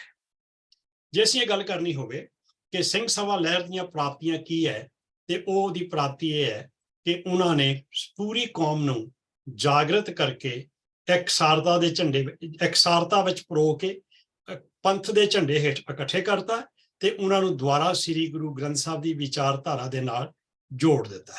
ਜਦੋਂ ਇਸ ਨੂੰ ਅਸੀਂ ਇਹ ਗੱਲ ਫਿਰ ਕਰਦੇ ਹਾਂ, ਇਸ ਤੋਂ ਬਾਅਦ ਅੱਜ ਦੀ ਜਦੋਂ ਅਸੀਂ ਗੱਲ ਕਰਦੇ ਹਾਂ, ਜਦੋਂ ਉਹਨਾਂ ਨੇ ਆਪਣੇ ਢੰਗ ਦੇ ਨਾਲ ਇਹ ਸਾਰਾ ਕੁਝ ਕੀਤਾ, ਮੈਂ ਇੱਕ ਹਵਾਲਾ ਦੇਣਾ ਚਾਹੁੰਦਾ। ਅਚਾਨਕ ਅੱਜ ਇਸ ਵਿਸ਼ੇ ਤੇ ਮੈਂ ਦੇਖਦਿਆਂ ਮੇਰਾ ਇੱਕ ਆਰਟੀਕਲ ਮੇਰੇ ਹੱਥ ਲੱਗਾ ਹੈ, ਜਿਹੜਾ 17 ਫਰਵਰੀ 1899 ਦੇ ਵਿੱਚ ਖਾਲਸਾ ਅਖਬਾਰ ਦੇ ਵਿੱਚ ਛਪਿਆ ਹੈ, ਗਿਆਨੀ ਦਿੱਤ ਸਿੰਘ ਜੀ ਦਾ ਲਿਖਿਆ ਹੋਇਆ। ਇਹ ਛੋਟਾ ਜਿਹਾ 2-3 ਮਿੰਟ ਲੱਗੂਗਾ, ਮੈਂ ਪੜ੍ਹ ਕੇ ਤੁਹਾਡੇ ਨਾਲ ਸਾਂਝਾ ਕਰਨਾ ਚਾਹੁੰਦਾ। ਇਸ ਤੋਂ ਬਾਅਦ ਫਿਰ ਅਸੀਂ ਅੱਜ ਦੀ ਜਿਹੜੀ ਹਾਲਤ ਹੈ ਉਹਨੂੰ ਇਹਦੇ ਨਾਲ ਕੰਪੇਅਰ ਕਰਨਾ ਸਾਡੇ ਲਈ ਆਸਾਨ ਹੋ ਜਾਊਗਾ। ਇਹਦਾ ਟਾਈਟਲ ਹੈ ਸਿੱਖ ਹਿੰਦੂ ਅਤੇ ਸੁਲਤਾਨੀਏ ਹਿੰਦੂ। ਸੁਲਤਾਨੀਏ ਆਪਾਂ ਸਾਰਿਆਂ ਨੂੰ ਤਕਰੀਬਨ ਪਤਾ ਹੈ, ਉਹ ਸਖੀ ਸਰਵਰ ਦੇ ਚੇਲੇ ਜਿਹੜੇ ਰੋਟ ਵੀ ਦੇ ਦਿੰਦੇ ਹੈ, ਉਹਦੀ ਮਜ਼ਾਰ ਦੇ ਉੱਤੇ ਮਤਲਬ ਚਾਦਰ ਵੀ ਚਾੜ ਦਿੰਦੇ ਹੈ, ਭੁੰਜੇ ਵੀ ਸੌ ਲੈਂਦੇ ਹੈ, ਵੀਰਵਾਰ ਨੂੰ ਉਹ ਚੂਰਮਾ ਵੀ ਵੰਡ ਦਿੰਦੇ ਹੈ ਤੇ ਫਿਰ ਹਿੰਦੂ ਵੀ ਬਣੇ ਰਹਿੰਦੇ ਹੈ, ਜਿਹਦਾ ਜਵਾਬ ਦੇਣ ਵਾਸਤੇ ਗੁਰੂ ਅਰਜਨ ਸਾਹਿਬ ਨੇ ਤਰਨ ਸ਼ਹਿਰ ਜਿਹੜਾ ਉਹ ਵਸਾਇਆ ਸੀ ਤਾਂ ਕਿ ਉਹਦਾ ਜਵਾਬ ਦਿੱਤਾ ਜਾ ਸਕੇ। ਸੁਲਤਾਨੀਏ ਇੱਕ ਪੁਲ ਦੀ ਤਰ੍ਹਾਂ ਨੇ ਕਿ ਤੁਸੀਂ ਸੁਲਤਾਨੀਏ ਰਾਹੀਂ ਮੁਸਲਮਾਨ ਵਿਚਾਰਧਾਰਾ ਨੂੰ ਹੀ ਮੰਨੋ ਤੇ ਹਿੰਦੂ ਤੁਸੀਂ ਫੇਰ ਬਣੇ ਰਹੋ। ਇਸ ਆਰਟੀਕਲ 'ਚ ਗਿਆਨੀ ਦਿੱਤ ਸਿੰਘ ਹੋਰੀ ਲਿਖਦੇ ਨੇ ਕਿ ਜਿਵੇਂ ਸੁਲਤਾਨੀਏ ਹੋ ਕੇ ਵੀ ਹਿੰਦੂ ਰਹਿੰਦੇ ਆ, ਇਸੇ ਤਰ੍ਹਾਂ ਸਿੱਖ ਨੇ ਜਿਹੜੇ ਉਹ ਵੀ ਸੁਲਤਾਨੀਏ ਹੋ ਕੇ ਹਿੰਦੂ ਬਣ ਕੇ ਵੀ ਸਿੱਖੀ ਰਹਿੰਦੇ ਆ। ਇਹ ਮੈਂ ਥੋੜਾ ਜਿਹਾ ਤੁਹਾਡੇ ਧਿਆਨ 'ਚ ਲੈ ਕੇ ਆਉਣਾ ਚਾਹੁੰਦਾ। ਇਹ 1899 17 ਫਰਵਰੀ ਦਾ ਅੰਕ ਜਿਹੜਾ ਉਹਦਾ ਛਪਿਆ ਹੋਇਆ ਆਰਟੀਕਲ ਹੈ। ਅੱਜ ਕੱਲ੍ਹ ਖਾਲਸਾ ਪੰਥ ਦੀ ਸਿੱਖੀ ਦਾ ਨਕਸ਼ਾ ਜਦ ਸਾਡੇ ਸਾਹਮਣੇ ਆਉਂਦਾ ਹੈ ਤਦ ਇੱਕ ਅਜਿਹਾ ਭਿਆਨਕ ਹਾਲ ਦਿਖਾਈ ਦਿੰਦਾ ਹੈ ਜੋ ਕਿਸੇ ਕੌਮ ਦਾ ਵੀ ਅੱਜ ਤੱਕ ਨਹੀਂ ਹੋਇਆ। ਸ੍ਰੀ ਗੁਰੂ ਨਾਨਕ ਦੇਵ ਜੀ ਮਹਾਰਾਜ ਤੋਂ ਲੈ ਕੇ 10ਵੇਂ ਪਾਤਸ਼ਾਹ ਤੱਕ ਜਿਤਨੇ ਕਸ਼ਟ ਸਹਾਰੇ ਗਏ ਸਨ, ਉਹਨਾਂ ਸਾਰਿਆਂ ਦਾ ਤਾਤਪਰਜ ਕੇਵਲ ਇਹੋ ਸੀ ਕਿ ਇਹ ਪੰਥ ਰੂਪੀ ਪੌਦਾ ਸੰਸਾਰ ਵਿੱਚ ਫੈਲ ਕੇ ਅੱਛੇ ਫੁੱਲ ਤੇ ਫਲ ਲਿਆਏ। 10ਵੇਂ ਪਾਤਸ਼ਾਹ ਜੀ ਮਹਾਰਾਜ ਨੇ ਕੰਗਾਲਾਂ ਤੇ ਛੋਟੇ ਦਰਜੇ ਦੇ ਖਾਨਦਾਨਾਂ ਦੀ ਗਿਰੀ ਹੋਈ ਹਾਲਤ ਨੂੰ ਆਪਣੇ ਅੰਮ੍ਰਿਤ ਦੀ ਸ਼ਕਤੀ ਦੇ ਕੇ ਅਜਿਹਾ ਪਲਟਾ ਦਿੱਤਾ ਕਿ ਉਹ ਧਨਵਾਨ ਤੇ ਸਰਦਾਰ ਹੀ ਨਹੀਂ ਬਣਾ ਦਿੱਤੇ, ਸੰਸਾਰ ਬਣਾ ਦਿੱਤੇ। ਜਿਸ ਤਰ੍ਹਾਂ ਹਿੰਦੂਆਂ ਦੇ ਨਿਸ਼ਚੇ ਮੂਜਬ ਮਲਣ ਤੇ ਮਲਣ ਜਲ ਵੀ ਗੰਗਾ ਵਿੱਚ ਮਿਲ ਕੇ ਪਵਿੱਤਰ ਹੋ ਜਾਂਦਾ ਹੈ, ਇਸੇ ਤਰ੍ਹਾਂ ਸ਼ੂਦਰ ਤੇ ਸ਼ੂਦਰ ਖਾਨਦਾਨ ਵੀ ਗੁਰੂ ਦੇ ਅੰਮ੍ਰਿਤ ਨਾਲ ਮਿਲ ਕੇ ਉੱਤਮ ਤੇ ਉਦਮ ਬਣਾ ਕੇ ਪਵਿੱਤਰ ਕਰ ਦਿੱਤੇ ਔਰ ਇੱਕ ਬਾਟੇ ਵਿੱਚ ਇਕੱਠੇ ਕੀਤੇ। ਗੁਰੂ ਜੀ ਮਗਰੋਂ ਵੀ ਸਿੱਦਕੀ ਖਾਲਸੇ ਨੇ ਆਪਣੇ ਸਿਰ 5-5 ਰੁਪਏ ਦੇ ਵੇਚ ਕੇ ਔਰ ਆਪਣੀਆਂ ਲੋਥਾਂ ਕੁੱਤਿਆਂ ਤੇ ਕਾਵਾਂ ਨੂੰ ਖਿਲਾ ਕੇ ਆਪਣੇ ਪੰਥ ਦੀ ਖੇਤੀ ਵਿੱਚ ਇੱਕ ਪ੍ਰਕਾਰ ਦੀ ਰੂੜੀ ਜਾਂ ਪਾਣੀ ਪਾ ਕੇ ਇਸ ਨੂੰ ਵਧਾਇਆ। ਉਸ ਸਮੇਂ ਦੇ ਛੋਟੇ-ਛੋਟੇ ਬੱਚਿਆਂ ਦੇ ਸਿਦਕ ਉਸ ਵੇਲੇ ਗਵਾਹੀ ਦਿੰਦੇ ਹਨ ਕਿ ਫਰਖਸੀਅਰ ਦੇ ਜ਼ਮਾਨੇ ਵਿੱਚ ਇੱਕ ਛੋਟੀ ਉਮਰ ਦੇ ਭੁਜੰਗੀ ਨੇ ਆਪਣਾ ਸੀਸ ਦੇ ਦਿੱਤਾ, ਪਰ ਆਪਣੇ ਆਪ ਨੂੰ ਸਿੱਖੋਂ ਹਿੰਦੂ ਕਹਾ ਕੇ ਜਿਉਣਾ ਪਸੰਦ ਨਾ ਕੀਤਾ। ਪਰੰਤੂ ਬੜੇ ਸ਼ੌਕ ਦੀ ਬਾਤ ਹੈ ਕਿ ਅੱਜ ਕੱਲ ਇਸ ਅਮਨ ਦੇ ਸਮੇਂ ਵਿੱਚ ਸਾਡੇ ਗਿਰੇ ਹੋਏ ਭਾਈ ਆਪਣੀ ਵਡਿਆਈ ਹਿੰਦੂਪਣੇ ਵਿੱਚ ਸਮਝਦੇ ਹਨ ਔਰ ਉਹਨਾਂ ਨੂੰ ਇਹ ਖਿਆਲ ਭੁੱਲ ਗਏ ਹਨ ਕਿ ਸਾਨੂੰ ਹਿੰਦੂਆਂ ਵੱਲੋਂ ਵੀ ਜੋ ਇੱਜ਼ਤ ਮਿਲ ਰਹੀ ਹੈ ਉਹ 10ਵੇਂ ਪਾਤਸ਼ਾਹ ਦੇ ਖਾਲਸਾ ਧਰਮ ਵੱਲੋਂ ਹੀ ਮਿਲੀ ਹੈ। ਹਿੰਦੂ ਧਰਮ ਤਾਂ ਸਾਨੂੰ ਪੈਰ ਬਣਾ ਕੇ ਸੇਵਾ ਲੈਣੀ ਪਸੰਦ ਕਰਦਾ ਸੀ। ਇਸ ਦੇ ਬਿਨਾਂ ਕਿਸੇ ਹੋਰ ਸ਼ੌਕ ਕੀ ਬਾਤ ਹੈ, ਇਸ ਤੋਂ ਬਿਨਾਂ ਇੱਕ ਹੋਰ ਸ਼ੌਕ ਕੀ ਬਾਤ ਹੈ ਕਿ ਸਾਡੇ ਉਹ ਧਰਮ ਵੱਲੋਂ ਗਿਰੇ ਹੋਏ ਭਾਈ ਖਾਲਸਾ ਕੌਮ ਨੂੰ ਇੱਕ ਇਸ ਤਰ੍ਹਾਂ ਦਾ ਫਿਰਕਾ ਬਣਾਉਣਾ ਚਾਹੁੰਦੇ ਹਨ ਜਿਸ ਤਰ੍ਹਾਂ ਹਿੰਦੂਆਂ ਵਿੱਚ ਇੱਕ ਸੁਲਤਾਨੀਆ ਫਿਰਕਾ ਹੈ, ਕਿਉਂਕਿ ਜਿਸ ਪ੍ਰਕਾਰ ਸੁਲਤਾਨੀਏ ਹਰ ਇੱਕ ਜਾਤ ਅਤੇ ਹਿੰਦੂ ਜੈਸਾ ਕਿ ਬ੍ਰਾਹਮਣ, ਖੱਤਰੀ, ਕਲਾਲ, ਜੱਟ, ਤਰਖਾਣ ਤੇ ਚੂੜੇ ਚਮਾਰ ਹੋ ਸਕਦੇ ਹਨ ਤੇ ਉਹ ਸਭ ਆਪਸ ਵਿੱਚ ਮਿਲ ਕੇ ਪੀਰ ਭਾਈ ਵੀ ਕਹਾਉਂਦੇ ਹਨ। ਇਸ ਤੋਂ ਬਿਨਾਂ ਉਹ ਝਟਕਾ ਨਹੀਂ ਖਾਂਦੇ ਔਰ ਭਰਾਈ ਨੂੰ ਆਪਣਾ ਧਰਮ ਦਾ ਆਗੂ ਸਮਝ ਕੇ, ਇਸ ਤਰ੍ਹਾਂ ਨਾ ਮਤਲਬ ਥੋੜਾ ਲੰਬਾ ਹੈ, ਮੈਂ ਸਾਰਾ ਨਹੀਂ ਪੜ੍ਹਦਾ ਚਾਹੁੰਦਾ ਇਸ ਤੋਂ ਕਿਵੇਂ ਉਹ ਹਿੰਦੂ ਜਿਹੜੇ ਨੇ ਕਰਦੇ ਨੇ। ਇਸ ਤਰ੍ਹਾਂ ਹੀ ਅੱਜ ਕੱਲ੍ਹ ਸਾਡੇ ਗੁਰਮਤ ਨਿੰਦਕ ਭਾਈ ਵੀ ਇਹੋ ਚਾਹੁੰਦੇ ਹਨ ਕਿ ਹਰ ਇੱਕ ਜਾਤ ਦਾ ਆਦਮੀ ਸਿੱਖ ਹੋ ਜਾਏ ਔਰ ਕੇਸ ਰੱਖੇ, ਕੁੱਠਾ ਨਾ ਖਾਏ, ਗੁਰਦੁਆਰਿਆਂ ਵਿੱਚ ਜਾ ਕੇ ਕੜਾਹ ਪ੍ਰਸ਼ਾਦ ਵੀ ਕਰਾਏ, ਇਸੇ ਤਰ੍ਹਾਂ ਗੁਰਦੁਆਰਿਆਂ ਦੀ ਟਹਿਲ ਵੀ ਕਰਾਏ, ਗੁਰੂ ਗ੍ਰੰਥ ਸਾਹਿਬ ਦੇ ਸ਼ਬਦ ਵੀ ਪੜ੍ਹੇ ਪੜ੍ਹਾਏ। ਪਰੰਤੂ ਇਹਨਾਂ ਸਭਨਾਂ ਬਾਤਾਂ ਨੂੰ ਕਰਕੇ ਵੀ ਸੁਲਤਾਨੀਆਂ ਵਾਂਗ ਆਪਣੇ ਆਪ ਨੂੰ ਉਹ ਹਿੰਦੂ ਸਦਾਏ ਔਰ ਹਿੰਦੂ ਕੌਮ ਤੇ ਜੁਦਾ ਕੋਈ ਤੀਸਰੀ ਖਾਲਸਾ ਕੌਮ ਨਾ ਬਣਾਏ, ਕਿੰਤੂ ਹਿੰਦੂ ਕੌਮ ਦਾ ਇੱਕ ਸੁਲਤਾਨੀਆ ਵਾਂਗ ਫਿਰਕਾ ਬਣਿਆ ਰਹੇ ਜਿਸ ਤੇ ਹਿੰਦੂਆਂ ਦੀ ਸਮਰੱਥਾ ਨਾ ਘਟੇ ਔਰ ਖਾਲਸਾ ਭਾਵੇਂ ਨਸ਼ਟ ਹੋ ਜਾਏ। ਇਸ ਦੇ ਅੱਗੇ ਆਪਣੇ ਲੜਕੇ ਲੜਕੀਆਂ ਦੇ ਜੰਮਣੇ ਪਰ ਉਹੀ ਪੁਰਾਣਾ ਪਾਂਧਾ ਆਏ, ਗੋ ਮੂਤਰ ਪਿਲਾਏ ਤੇ ਵਿਆਹਾਂ ਵਿੱਚ ਆ ਕੇ ਕਸ਼ਪ ਗੋਤਰਾ ਕੁਸ਼ਲ ਖੋਤਰੀ ਸੁਣਾ ਕੇ ਚੌਪੜਬਾਜੀ ਦਿਖਾ ਕੇ ਧੇਤਿਆਂ ਤੇ ਪਤੇਤਿਆਂ ਨੂੰ ਲੁੱਟ ਕੇ ਖੀਸਾ ਭਰ ਕੇ ਘਰਾਂ ਨੂੰ ਜਾਏ ਤੇ ਵੇਦ ਵਿਧੀ ਨਾਲ ਅਸੀਂ ਹਿੰਦੂ ਸਦਾ ਕੇ ਜਸ਼ ਪਾਈਏ। ਇਸੇ ਤਰ੍ਹਾਂ ਮਾਪਿਆਂ ਦੇ ਮਰਨੇ ਪਰ ਝਟਪਟ ਅਚਾਰ ਜਾ ਕੇ ਮੁਰਦਾ ਸਾਂਭ ਲੈ, ਪਿੰਡ ਭਰਾਏ, ਬਾਂਦਰਾਂ ਵਾਂਗੂ ਟਪਾਏ, ਕੱਛ ਕੜਾ ਕਿਰਪਾਨ ਲਾ ਕੇ ਧੋਤੀ ਅੰਡੀ ਪਹਿਰਾਏ ਤੇ ਗਰੜ ਪੁਰਾਣ ਸੁਣਾ ਕੇ ਗਊ ਦੀ ਪੂਛ ਫੜਾ ਕੇ ਬੈਤਰਨੀ ਨੂੰ ਪਾਰ ਕਰਾਏ। ਫਿਰ 13ਵੇਂ ਦਿਨ ਮੰਜਾ ਵਿਛਾ ਕੇ ਪੁਸ਼ਾਕੇ ਪਾ ਕੇ ਝੂਠੇ ਲੈ ਕੇ ਈਦ ਮਨਾਏ ਤੇ ਪੀਰ ਲੋਕ ਸਾਨੂੰ ਆਖਣ ਧੰਨ ਖਾਲਸਾ ਜੀ, ਆਪ ਹਿੰਦੂ ਧਰਮ ਦੇ ਭੁੱਖਣੋ। ਐ ਖਾਲਸਾ ਪੰਥ ਨੂੰ ਦੇਖ, ਜੋ ਤੇਰੇ ਵਿੱਚ ਅਜਿਹੇ ਚੌੜੂ ਲੋਕ ਪੈਦਾ ਹੋ ਗਏ ਹਨ ਜੋ ਤੈਨੂੰ ਹਿੰਦੂਆਂ ਦਾ ਸੁਲਤਾਨੀਆਂ ਵਾਂਗ ਇੱਕ ਫਿਰਕਾ ਬਣਾਉਣਾ ਚਾਹੁੰਦੇ ਹਨ। ਇਸ ਵਾਸਤੇ ਹੁਣ ਤੂੰ ਜਾਗ ਔਰ ਪੈਦਾ ਕਰ ਉਹ ਸੂਰਵੀਰ ਜੋ 10ਵੇਂ ਪਾਤਸ਼ਾਹ ਜੀ ਦੇ ਸੱਚੇ ਸੁਪੁੱਤਰ ਹੋਣ ਲਈ ਤਿਆਰ ਹੋਣ ਤੇ ਤੇਰੇ ਸਦਾ ਦੇ ਅਟਲ ਰੱਖਣ ਲਈ ਕਸ਼ਟ ਸਹਾਰ ਕੇ ਵੀ ਤਤਪਰ ਰਹਿਣ। ਇਹ ਉਸ ਵੇਲੇ ਦੀ ਹਾਲਤ ਹੈ ਜਿਹੜੀ ਗਿਆਨੀ ਦਿੱਤ ਸਿੰਘ ਨੇ ਲਿਖੀ ਹੈ। ਮੈਂ ਤੁਹਾਡੇ ਧਿਆਨ 'ਚ ਇਸ ਕਰਕੇ ਲੈ ਕੇ ਆਂਦੀ ਹੈ ਕਿ ਕੀ ਅੱਜ ਇਹ ਕੁਝ ਨਹੀਂ ਹੁੰਦਾ? ਕੀ ਅੱਜ ਸਾਡੇ ਧਰਮ ਸਥਾਨਾਂ ਦੇ ਉੱਤੇ ਇਹੋ ਜਿਹਾ ਕਰਮਕਾਂਡ ਨਹੀਂ ਹੁੰਦੇ? ਕੀ ਸਾਡੇ ਮਤਲਬ ਗ੍ਰੰਥੀ ਜਾਂ ਭਾਈ ਕਿਸੇ ਦੇ ਇਹੋ ਜਿਹੇ ਸਮੇਂ ਦੇ ਉੱਤੇ ਇਹ ਕੁਝ ਨਹੀਂ ਕਰਦੇ? ਜਨਮ ਸਮੇਂ ਕੀ ਕਰਦੇ ਆ ਅਸੀਂ? ਆਨੰਦ ਕਾਰਜ ਤਾਂ ਅਲੋਪ ਹੀ ਹੋ ਗਿਆ, ਸੌਰੀ ਅੰਮ੍ਰਿਤ ਸੰਸਕਾਰ ਤਾਂ ਅਲੋਪ ਹੀ ਹੋ ਗਿਆ ਬਹੁਤ ਸਾਰੇ ਲੋਕਾਂ ਦੇ ਵਿੱਚੋਂ। ਆਨੰਦ ਕਾਰਜ ਜਿਹਨੂੰ ਅਸੀਂ ਵਿਆਹ ਆਖਦੇ ਹਾਂ, ਉਦੋਂ ਕੀ ਹੁੰਦਾ ਹੈ? ਜੋ ਮਤਲਬ ਜਹਾਨ ਦਾ ਊਟ ਪਟਾਂਗ ਕੰਮ ਕਰਨ ਤੋਂ ਬਾਅਦ ਵੀ ਭਾਈ ਆਪਣੀ ਦਛਣਾ ਲੈ ਕੇ ਆਨੰਦ ਕਾਰਜ ਪੂਰਨ ਗੁਰਮਤ ਮਰਿਆਦਾ ਅਨੁਸਾਰ ਹੋਣ ਦਾ ਸਰਟੀਫਿਕੇਟ ਇਸ਼ੂ ਕਰ ਦਿੰਦਾ ਹੈ। ਮੈਂ ਜਦੋਂ ਇਹਨੂੰ ਹੋਰ ਡਿਟੇਲ 'ਚ ਦੇਖਦਾ ਤੇ ਮੈਨੂੰ ਇਦਾਂ ਲੱਗਦਾ ਹੈ ਕਿ ਜਿਹੜਾ ਗੁਰੂ ਨਾਨਕ ਸਾਹਿਬ ਨੇ ਬਾਬਰ ਪਾਣੀ ਦੇ ਸ਼ਬਦਾਂ ਵਿੱਚ ਸਾਨੂੰ ਗਿਆਨ ਦਿੱਤਾ ਨਾ, ਸਰਮ ਧਰਮ ਦੋ ਛਪ ਖਲਾਈ ਕੂੜ ਫਿਰੇ ਪ੍ਰਧਾਨ ਵੇ ਲਾਲੋ, ਕਾਜੀਆਂ ਬਾਹਮਣਾ ਕੀ ਗਲ ਥੱਕੀ ਅਗਦ ਪੜੇ ਸ਼ੈਤਾਨ ਵੇ ਲਾਲੋ, ਇਸ ਤਰ੍ਹਾਂ ਸਾਰੀਆਂ ਉਦਾਹਰਨਾਂ ਜਿਹੜੀਆਂ ਉਸ ਵੇਲੇ ਦੀਆਂ ਉਹ ਸਾਡੇ ਤੇ ਅੱਜ ਜਿਹੜੀਆਂ ਨੇ ਉਹ ਢੁੱਕਦੀਆਂ। ਅਸੀਂ ਉਹੋ ਜਿਹਾ ਹੀ ਕੰਮ ਜਿਹੜਾ ਹੈ ਅੱਜ ਆਪਣੇ ਆਪ ਨੂੰ ਕਰਨਾ ਸ਼ੁਰੂ ਕਰ ਦਿੱਤਾ ਹੈ। ਜਦੋਂ ਉਹ ਗੱਲ ਕਰਦੇ ਆ ਨਾ ਬਾਬਰ ਬਾਣੀ 'ਚ ਗੁਰੂ ਨਾਨਕ ਸਾਹਿਬ, ਭਈ ਕਿਵੇਂ ਐਸ਼ੋ ਇਸ਼ਸ਼ ਫਸੇ ਹੋਏ ਲੋਕ, ਜਦੋਂ ਸੀਆਂ ਵਿਆਹੀਆਂ ਲਾੜੇ ਸੋਹਣ ਪਾਸ ਹੀ ਢੋਲੀ ਚੜ ਆਈਆਂ, ਦੰਦਖੰਡ ਕੀਤੇ ਰਾਸ ਉੱਪਰੋਂ ਪਾਣੀ ਵਾਰੀਏ ਝੱਲੇ ਝਮਕਣ ਪਾਸ। ਬਹੁਤ ਲੰਮਾ ਸਾਰਾ ਤੁਹਾਨੂੰ ਸਾਰਿਆਂ ਨੂੰ ਪਤਾ ਹੈ। ਉਹੋ ਜਿਹੀ ਹਾਲਤ ਅੱਜ ਬਣ ਗਈ, ਬਹੁਤਾ ਫਰਕ ਨਹੀਂ ਰਿਹਾ। ਗੁਰੂ ਨਾਨਕ ਦਾ ਧਰਮ, ਗੁਰੂ ਗੋਬਿੰਦ ਸਿੰਘ ਮਹਾਰਾਜ ਜੀ ਦਾ ਖਾਲਸੇ ਦਾ ਜਿਹੜਾ ਵਿਸ਼ਵਾਸ ਹੈ, ਉਹ ਗਰੀਬ ਦਾ ਮੂੰਹ ਗੁਰੂ ਦੀ ਗੋਲਕ ਹੈ। ਗੁਰੂ ਨਾਨਕ ਦਾ ਸਿੱਖ ਲਾਲੂਆਂ ਕਿਰਤੀਆਂ ਦਾ ਸੰਗੀ ਹੈ, ਭਾਗੂਆਂ ਦਾ ਨਹੀਂ। ਰਿਸ਼ਵਤਖੋਰ ਲੋਕ ਜਿਹੜੇ ਨੇ, ਵੱਧ ਤੋਂ ਵੱਧ ਪੈਸਾ ਇਕੱਠਾ ਕਰਨ ਦੀ ਦੌੜ 'ਚ ਫਸੇ ਹੋਏ ਜਿਹੜੇ ਲੋਕ ਨੇ, ਉਹਨਾਂ ਦਾ ਸੰਗੀ ਨਹੀਂ ਹੈ, ਉਹ ਕਿਰਤੀਆਂ ਦਾ ਸੰਗੀ ਹੈ। ਤੇ ਅੱਜ ਸਾਡੇ ਧਰਮ ਸਥਾਨਾਂ ਦੇ ਉੱਤੇ ਮੈਂ ਬੜਾ ਹੈਰਾਨ ਹੁੰਨਾ, ਪੰਜਾਬ ਦਾ ਸਿੱਖ ਨੌਜਵਾਨ ਦਿਸ਼ਾਹੀਨ ਹੈ, ਉਹਦੇ ਸਾਹਮਣੇ ਕੋਈ ਏਜੰਡਾ ਨਹੀਂ ਹੈ, ਉਹਨੂੰ ਕੁਝ ਨਹੀਂ ਦਿਖਾਈ ਦਿੰਦਾ ਕਿ ਮੈਂ ਕੀ ਕਰਾਂ।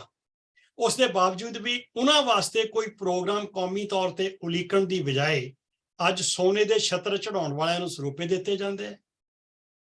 ਅੱਜ ਗੁਰਬਾਣੀ ਕਹਿੰਦੀ ਪਾਪਾਂ ਵਾਜੋ ਹੋਵੇ ਨਾ ਹੀ ਮੋਇਆ ਸਾਥ ਨਾ ਜਾਈ। ਉਹ ਮਾਇਆ ਦੇ ਆਧਾਰ ਦੇ ਉੱਤੇ ਲੋਕੀ ਆਪਣੇ ਆਪ ਨੂੰ ਵੱਡੇ ਹੋਣ ਦਾ ਦਾਅਵਾ ਕਰਦੇ ਆ। ਸਿੰਘ ਸਭਾ ਲਹਿਰ ਵੇਲੇ ਬਾਬਾ ਖੇਮ ਸਿੰਘ ਬੇਦੀ ਅਕਾਲ ਤਖਤ ਤੇ ਗਧੇਲਾ ਲਾ ਕੇ ਬੈਠਦਾ ਹੈ ਤੇ ਆਪਣੇ ਆਪ ਨੂੰ ਗੁਰੂ ਪ੍ਰਗਟ ਕਰਕੇ ਦਾਅਵਾ ਕਰਦਾ ਕਿ ਮੈਂ ਗੁਰੂ ਨਾਨਕ ਦੀ ਵੰਸ਼ ਵਿੱਚੋਂ ਗੁਰੂ ਹੈ, ਤੇ ਉਹਦੀ ਮਾਨਤਾ ਕੀਤੀ ਜਾਂਦੀ ਹੈ ਮੌਕੇ ਦੇ ਮਸੰਦਾਂ ਵੱਲੋਂ, ਪੁਜਾਰੀਆਂ ਵੱਲੋਂ, ਮਹੰਤਾਂ ਵੱਲੋਂ। ਤੇ ਕੀ ਅੱਜ ਦੇ 5 ਗਧੇਲਾ ਲਾ ਕੇ ਨਹੀਂ ਬੈਠਦੇ ਅਕਾਲ ਤਖਤ ਦੇ ਉੱਤੇ? ਮੇਰੇ ਸ਼ਬਦ ਸਖਤ ਨੇ, ਪਰ ਜਦੋਂ ਅਸੀਂ ਪੁਰਾਤਨ ਸਿੰਘ ਸਭਾ ਲਹਿਰ ਨੂੰ ਅੱਜ ਦੇ ਹਾਲਤਾਂ ਦੇ ਨਾਲ ਕੰਪੇਅਰ ਕਰਕੇ ਵੇਖਾਂਗੇ, ਪਿਛਲੇ ਸਾਲਾਂ ਦੇ ਵਿੱਚ 30-35 ਸਾਲਾਂ ਦੇ ਵਿੱਚ ਹਾਲਤ ਕਿੱਥੋਂ ਕਿੱਥੇ ਤੱਕ ਪਹੁੰਚ ਗਈ। ਉਹ ਪੰਥਕ ਸ਼ਕਤੀ ਜਿਹਨੇ ਪੂਰੀ ਕੌਮ ਨੂੰ ਅਗਵਾਈ ਦੇਣੀ ਸੀ, ਉਹ ਕੁਝ ਸਿਆਸਤਦਾਨਾਂ ਦੇ ਹੱਥਾਂ ਦਾ ਖਿਡੌਣਾ ਬਣ ਕੇ ਪੰਥਕ ਰਵਾਇਤਾਂ ਦਾ ਕਿਵੇਂ ਖਲਵਾੜ ਕੀਤਾ ਉਹਨਾਂ। ਕਦੇ ਕਿਸੇ ਨੂੰ ਛੇਕਤਾ, ਕਦੇ ਕਿਸੇ ਨੂੰ ਵਾਪਸ ਲੈ ਲਿਆ, ਇੱਥੋਂ ਤੱਕ ਕਿ ਗੁਰਬਾਣੀ ਦਾ ਪ੍ਰਚਾਰ ਕਰਨ ਵਾਲੇ ਜਿਹੜੇ ਪ੍ਰਚਾਰਕ ਨੇ, ਪੰਥ ਦੀ ਗੱਲ ਕਰਨ ਵਾਲੇ ਜਿਹੜੇ ਲੋਕ ਨੇ, ਉਹਨਾਂ ਨੂੰ ਵੀ ਉਸ ਗਧੇਲੇ ਤੇ ਬੈਠਣ ਵਾਲਿਆਂ ਵੱਲੋਂ ਛੇਕਿਆ ਜਾਂਦਾ ਰਿਹਾ। ਤੇ ਆਉਣ ਵਾਲੇ ਸਮੇਂ ਦੇ ਵਿੱਚ ਵੀ ਹਾਲਤ ਬਹੁਤੇ ਬਦਲਦੇ ਮੈਨੂੰ ਦਿਖਾਈ ਨਹੀਂ ਦਿੰਦੇ। ਜਦੋਂ ਗਿਆਨੀ ਦਿੱਤ ਸਿੰਘ ਆਪਣੇ ਆਰਟੀਕਲ ਦੇ ਵਿੱਚ ਦੱਸਦੇ ਨੇ ਇਹ ਭਈ ਹਿੰਦੂ ਦੇ ਸੁਲਤਾਨੀਆਂ ਵਾਂਗੂ ਸਾਨੂੰ ਵੀ ਸੁਲਤਾਨੀਆਂ ਵਾਂਗੂ ਹੀ ਅਸੀਂ ਸਿੱਖ ਹੈਗੇ ਆ, ਤੇ ਪਰ ਹੈ ਅਸੀਂ ਹਿੰਦੂ ਹੀ। ਅੱਜ ਰਾਜਨੀਤਿਕ ਤੌਰ ਤੇ ਭਾਰਤ ਦੀਆਂ ਸਰਕਾਰਾਂ ਵੱਲੋਂ ਜੋ ਸਾਡੇ ਨਾਲ ਕੀਤਾ ਜਾ ਰਿਹਾ ਹੈ, ਕੀ ਇਸ ਤੋਂ ਕੁਝ ਵੱਖਰਾ ਹੈ? ਜਦੋਂ ਇਹ ਗੱਲ ਕਹੀ ਜਾਂਦੀ ਬਾਰ-ਬਾਰ ਕਿ ਅਸੀਂ ਹਿੰਦੂ ਹੀ ਹਾਂ, ਖਾਲਸਾ ਤਾਂ ਸਿਰਫ ਹਿੰਦੂਆਂ ਦੀ ਰਾਖੀ ਕਰਨ ਵਾਸਤੇ ਪੈਦਾ ਕੀਤਾ ਸੀ, ਹੁਣ ਹਿੰਦੂਆਂ ਨੂੰ ਰਾਖੀ ਦੀ ਲੋੜ ਕੋਈ ਨਹੀਂ, ਹੁਣ ਖਾਲਸੇ ਦੀ ਲੋੜ ਕੋਈ ਨਹੀਂ। ਤੇ ਅਸੀਂ ਜਾਂ ਸਾਡੇ ਚੋਂ ਬਹੁਤ ਸਾਰੇ ਲੋਕ ਜਿਨ੍ਹਾਂ ਨੂੰ ਇਹ ਗਿਆਨੀ ਦਿੱਤ ਸਿੰਘ ਹੋਰਾਂ ਨੇ ਚੌੜ ਆਖਿਆ, ਮੂਰਖ ਲੋਕ, ਇਹ ਸਾਰਾ ਕੁਝ ਕਰ ਰਹੇ ਨੇ, ਉਹਨਾਂ ਦੇ ਹੱਥ ਠੋਕੇ ਬਣੇ ਹੋਏ ਨੇ, ਉਹਨਾਂ ਰਾਹੀਂ ਹੋ ਰਹੇ ਆ। ਖਾਲਸਾ ਇਸ ਕਰਕੇ ਕਾਮਯਾਬ ਹੈ ਕਿ ਉਹ ਨਿਆਰਾ ਹੈ, ਵਹਿਮਾਂ ਭਰਮਾਂ ਦੇ ਵਿੱਚ ਨਹੀਂ ਪੈਂਦਾ, ਉਹ ਸਿਰਫ ਤੇ ਸਿਰਫ ਸ੍ਰੀ ਗੁਰੂ ਗ੍ਰੰਥ ਸਾਹਿਬ ਜੀ ਨੂੰ ਮੰਨਦਾ ਹੈ। ਇਹ ਗੱਲਾਂ ਕੀਤੀਆਂ ਗਈਆਂ, ਅੱਜ ਗੁਰੂ ਗ੍ਰੰਥ ਸਾਹਿਬ ਜੀ ਦੇ ਸ਼ਰੀਕ ਪੈਦਾ ਕਰਕੇ ਸਾਡੇ ਸਾਹਮਣੇ ਰੱਖ ਦਿੱਤੇ, ਅੱਜ ਇਤਿਹਾਸ ਨੂੰ ਤੋੜ ਦਿੱਤਾ ਹੈ। ਅੱਜ ਗੁਰਮਤਿ ਦੀ ਗੱਲ ਕਰਨ ਵਾਲੇ ਲੋਕਾਂ ਨੂੰ ਧੱਕੇ ਮਾਰੇ ਜਾਂਦੇ ਆ। ਜੇ ਨਿਰੰਕਾਰੀ ਮੰਡਲ ਵਾਲਿਆਂ ਨੂੰ ਗੁਰਮਤਿ ਦੀ ਗੱਲ ਕਰਨ ਲਈ, ਗੁਰਬਾਣੀ ਦੀ ਕਥਾ ਕਰਨ ਲਈ ਰਾਵਲਪਿੰਡੀ ਦੇ ਗੁਰਦੁਆਰੇ ਚੋਂ ਧੱਕੇ ਮਾਰ ਕੇ ਬਾਹਰ ਕੱਢ ਦਿੱਤਾ ਜਾਂਦਾ, ਉਹਨਾਂ ਨੂੰ ਆਪਣਾ ਡੇਰਾ ਬਣਾਉਣਾ ਪੈਂਦਾ ਹੈ, ਤੇ ਕੀ ਅੱਜ ਗੁਰਮਤਿ ਦੀ ਗੱਲ ਕਰਨ ਵਾਲੇ ਜਿਹੜੇ ਲੋਕ ਨੇ ਉਹਨਾਂ ਨੂੰ ਜੀ ਆਇਆਂ ਆਖਿਆ ਜਾਂਦਾ ਹੈ? ਉਹ ਲੋਕ ਕਿਉਂ ਉਹਨਾਂ ਦੀ ਗਿਣਤੀ ਵੱਧਦੀ ਚਲੀ ਜਾਂਦੇ ਹੈ ਜਿਹੜੀ ਮਨਮਤ ਵਹਿਮਾਂ ਭਰਮਾਂ ਦਾ ਪ੍ਰਚਾਰ ਕਰੀ ਜਾਂਦੀ ਹੈ?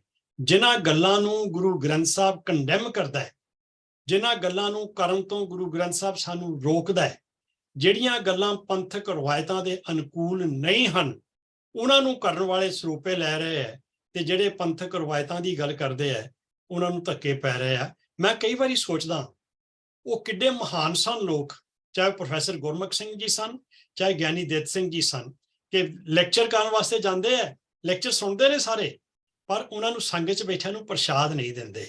ਪ੍ਰਸ਼ਾਦ ਦੇਣ ਤੋਂ ਪਹਿਲਾਂ ਜੋੜਿਆਂ 'ਚ ਬਿਠਾ ਕੇ ਉੱਪਰੋਂ ਸੁੱਟਦੇ ਨੇ ਪ੍ਰਸ਼ਾਦ, ਕਿ ਕਿਤੇ ਪ੍ਰਸ਼ਾਦ ਭਿੱਟ ਨਾ ਹੋ ਜਾਏ ਕਿਤੇ।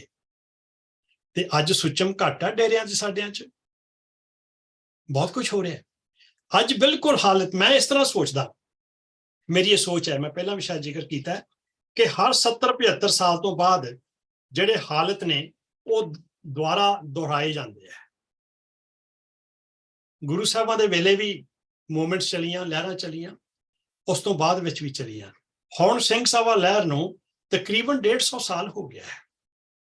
ਜੇ ਕਿਤੇ ਮੈਂ ਇਸ ਕਰਕੇ ਇਹ ਗੱਲ ਤੁਹਾਡੇ ਨਾਲ ਸਾਂਝੀ ਨਹੀਂ ਕਰਨ ਲੱਗਾ ਕਿਉਂਕਿ ਮੈਂ ਮਿਸ਼ਨਰੀ ਲਹਿਰ ਦਾ ਹਿੱਸਾ ਹਾਂ, ਮੈਂ ਇਸ ਗੱਲ ਦੇ ਵਿੱਚ ਮੈਨੂੰ ਕੋਈ ਸ਼ੰਕਾ ਨਹੀਂ ਹੈ, ਤੇ ਮੈਨੂੰ ਇਹ ਗੱਲ ਕਹਿਣ ਦੇ ਵਿੱਚ ਕੋਈ ਹਿਚਕਿਚਾਹਟ ਨਹੀਂ ਹੈ ਕਿ ਜੇ ਮਿਸ਼ਨਰੀ ਕਾਲਜਸ ਵਾਲਿਆਂ ਨੇ ਪਿਛਲੇ 40, 45, 50 ਸਾਲ ਤੋਂ ਇਹ ਕੰਮ ਨਾ ਆਰੰਭਿਆ ਹੁੰਦਾ, ਅੱਜ ਸਾਡਾ ਸਾਰਿਆਂ ਦਾ ਬ੍ਰਾਹਮਣੀਕਰਨ ਹੋ ਚੁੱਕਾ ਹੋਣਾ ਸੀ। 45-46 ਸਾਲ ਤਾਂ ਮੈਨੂੰ ਹੋ ਗਿਆ ਇਸ ਲਹਿਰ ਦਾ ਹਿੱਸਾ ਬਣਿਆ। ਇਸ ਤਰ੍ਹਾਂ ਰਾਜਾ ਸਿੰਘ ਹੋਰੀ ਮੇਰੇ ਤੋਂ ਬਹੁਤ ਸੀਨੀਅਰ ਨੇ, ਮੇਰਾ ਖਿਆਲ ਹੈ ਕਿ ਇਹਨਾਂ ਨੇ 50 ਪਾਰ ਕਰ ਲਏ ਹੋਣੇ ਆ। ਇੰਨੇ ਸਾਲਾਂ ਤੋਂ ਇਹ ਜਿਹੜੀ ਗੱਲ ਕੀਤੀ ਗਈ ਔਰ ਉਹਦੇ ਬਦਲੇ ਦੇ ਵਿੱਚ ਬੜੀਆਂ ਤਕਲੀਫਾਂ ਸਹਿਣੀਆਂ ਪਈਆਂ। ਇਹ ਨਹੀਂ ਹੈ ਕਿ ਸਾਰਾ ਇਹ ਜਿਹੜਾ ਸਫ਼ਰ ਸੀਗਾ ਇਹ ਬਿਲਕੁਲ ਸਮੂਥ ਸੀ। ਸਾਨੂੰ ਪ੍ਰਕਰਮਾਂ ਦੇ ਵਿੱਚੋਂ ਧੱਕੇ ਮਾਰ ਕੇ ਸਾਡੀਆਂ ਕਿਤਾਬਾਂ ਚੁਕਵਾ ਦਿੱਤੀਆਂ ਜਾਂਦੀਆਂ ਸਨ, ਸਾਡੇ ਸਟਾਲ ਚੁਕਵਾ ਕੇ ਬਾਹਰ ਸਟਵਾ ਦਿੱਤੇ ਜਾਂਦੇ ਹੁੰਦੇ ਸਨ, ਬੜੇ ਧੱਕੇ ਮਾਰੇ ਜਾਂਦੇ ਹੁੰਦੇ ਸਨ। ਪ੍ਰੋਗਰਾਮ ਰੱਖ ਕੇ ਸਟੇਜ ਦੇ ਉੱਤੇ ਖੜੇ ਪੈਰ ਲਾਸਟ ਮਿੰਟ ਤੇ ਆ ਕੇ ਕੈਂਸਲ ਕਰਕੇ ਸਾਨੂੰ ਜਵਾਬ ਦੇ ਕੇ ਘਰਾਂ ਨੂੰ ਤੋਰ ਦਿੱਤਾ ਜਾਂਦਾ ਸੀ ਕਿ ਤੁਸੀਂ ਨਹੀਂ ਇੱਥੇ ਕਥਾ ਕਰ ਸਕਦੇ, ਤੁਸੀਂ ਨਹੀਂ ਇਸ ਤਰ੍ਹਾਂ ਬੋਲ ਸਕਦੇ।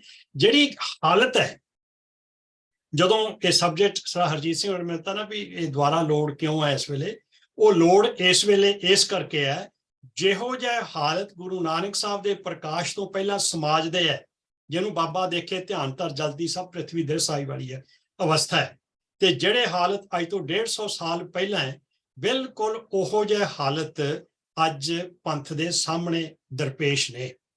ਪੰਜਾਬ ਦੇ ਵਿੱਚ ਧੜਾ ਧੜ ਈਸਾਈ ਚਰਚ ਬਣ ਰਹੇ ਆ, ਪਿੰਡਾਂ ਦੇ ਪਿੰਡ ਈਸਾਈ ਹੋ ਗਏ। ਉਹ ਪੰਜਾਬ ਜਿਹੜਾ ਜਿਉਂਦਾ ਗੁਰਾਂ ਦੇ ਨਾਂ ਤੇ ਸੀਗਾ, ਅੱਜ ਉਹ ਪੰਜਾਬ ਦੇ ਵਿੱਚੋਂ ਗੁਰਾਂ ਦੀ ਗੱਲ, ਗੁਰੂ ਦਾ ਸਿਧਾਂਤ ਦੀ ਗੱਲ ਜਿਹੜੀ ਹੈ ਉਹ ਬਿਲਕੁਲ ਭੁੱਲਦੀ ਚਲੀ ਜਾਂਦੀ ਹੈ। ਅੱਜ ਹਰ ਪਾਸੇ ਇਹਨਾਂ ਸੋਰਸਿਸ, ਇੰਨੇ ਸਾਧਨ ਹੋਣ ਦੇ ਬਾਵਜੂਦ ਵੀ ਤਤ ਗੁਰਮਤਿ ਦੀ ਜਿਹੜੀ ਗੱਲ ਹੈ ਉਹ ਬਹੁਤ ਘੱਟ ਦਿਖਾਈ ਦਿੰਦੀ ਹੈ। ਮੈਂ ਗੱਲ ਕੀਤੀ ਸੀ ਰਾਜਨੀਤਿਕ ਸ਼ਕਤੀ ਦੀ, ਕਿ ਜਦੋਂ ਵੀ ਧਰਮ ਦੀ ਗੱਲ, ਧਰਮ ਪ੍ਰਚਾਰ ਦੀ ਗੱਲ ਹੁੰਦੀ ਹੈ ਤੇ ਉਹਦੇ ਨਾਲ ਨਾਲ ਰਾਜਨੀਤਿਕ ਜਿਹੜੀ ਸ਼ਕਤੀ ਹੈ, ਤਾਕਤ ਹੈ ਜਿਹੜੀ, ਉਹਦਾ ਬੜਾ ਵੱਡਾ ਰੋਲ ਹੁੰਦਾ ਹੈ। ਮੈਂ ਇੱਕ ਹਵਾਲਾ ਤੁਹਾਡੇ ਨਾਲ ਸਾਂਝਾ ਕਰਨਾ ਚਾਹੁੰਦਾ। ਅਕਤੂਬਰ 1917 ਚ ਰਸ਼ੀਆ ਦੇ ਵਿੱਚ ਇਨਕਲਾਬ ਆਉਂਦਾ ਹੈ।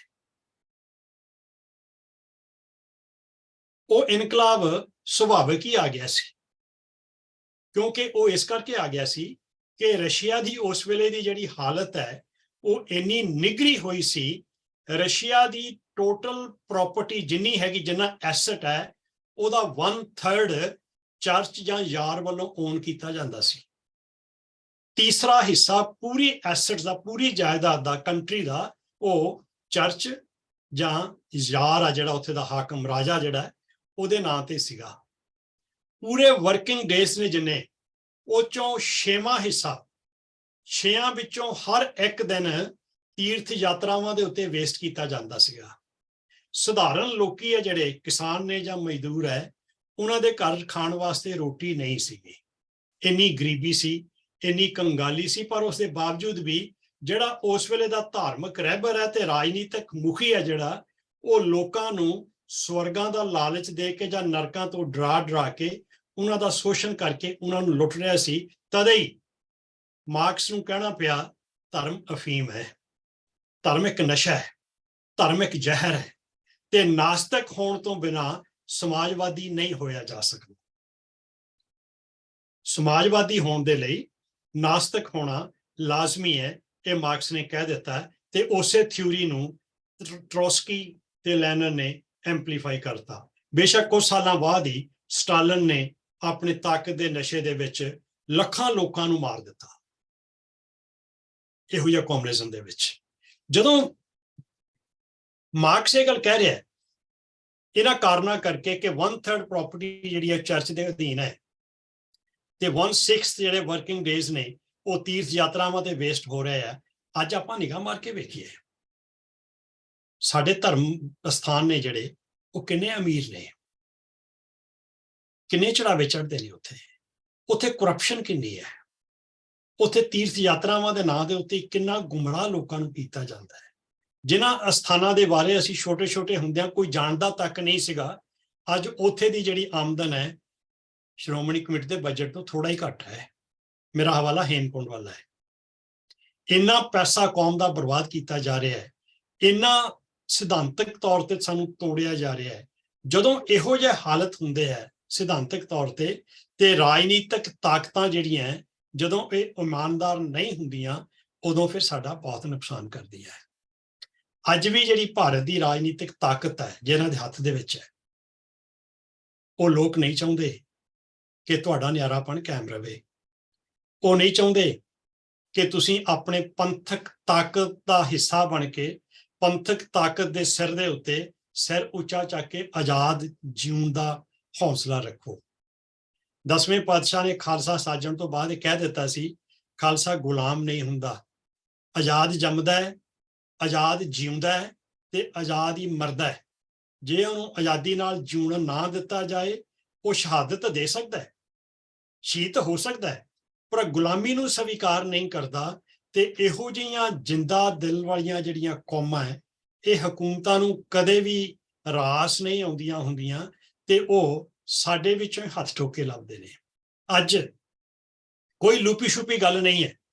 ਜਿੰਨੀਆਂ ਵੱਡੀਆਂ ਸਟੇਜਾਂ ਨੇ ਪੰਥ ਦੀਆਂ, ਚਾਹੇ ਗੁਰਦੁਆਰਾ ਮੰਜੀ ਸਾਹਿਬ ਸ੍ਰੀ ਅੰਮ੍ਰਿਤਸਰ ਸਾਹਿਬ ਹੈ, ਗੁਰਦੁਆਰਾ ਬੰਗਲਾ ਸਾਹਿਬ ਹੈ, ਬਾਕੀ ਦੇ ਤਖਤ ਨੇ, ਉੱਥੋਂ ਕਥਾ ਕੌਣ ਲੋਕ ਕਰਦੇ ਨੇ, ਉੱਥੇ ਕਥਾ ਦੇ ਵਿੱਚ ਕੀ ਹਵਾਲੇ ਦਿੱਤੇ ਜਾਂਦੇ ਆ, ਉੱਥੇ ਕਿਹੋ ਜਿਹੀਆਂ ਗੱਲਾਂ ਸਾਨੂੰ ਪਰੋਸ ਕੇ ਦਿੱਤੀਆਂ ਜਾਂਦੀਆਂ ਕਿ ਉਹ ਬ੍ਰਾਹਮਣਵਾਦ ਵਾਸਤੇ ਨਹੀਂ ਹੈ।